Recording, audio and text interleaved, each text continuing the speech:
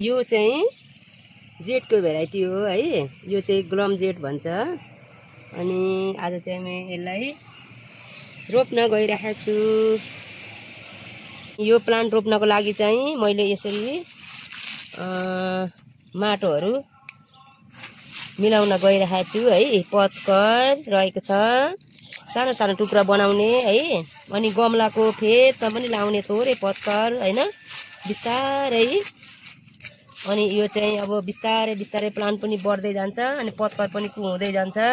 अनि यही पत्कर पनि मल हुन्छ है, एकदमै राम्रो हुन्छ है प्लान्टको लागि चाहिँ यो पत्कर चाहिँ है।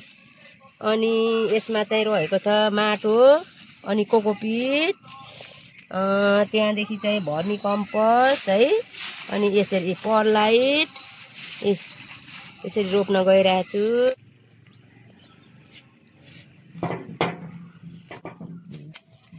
अब यसमा चाहिँ अब यो मैले काटेर राखेको चाहिँ झनै 10 दिन जस्तो भइसकेको थियो है।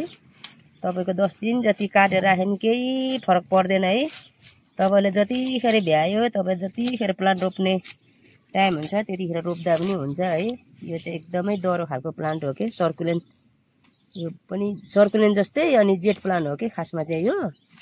त्यही भएर एकदम सजिलो छ के। तपाईको इन्डोर प्लान्ट जस्तो चाहिँ हुँदैन। इन्डोर प्लान्ट त तपाईको अब रोपिहाल्नुपर्छ, सारेपछि सारिहाल्नुपर्छ है। अनि प्लान्टहरुमा चाहिँ इन्डोर प्लान्ट अब घरको लागि कोठामा राख्नु चाहिँ एकदमै राम्रो हो।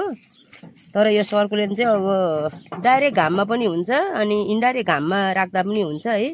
अनि पानी चाहिँ बढी हुनु हुँदैन।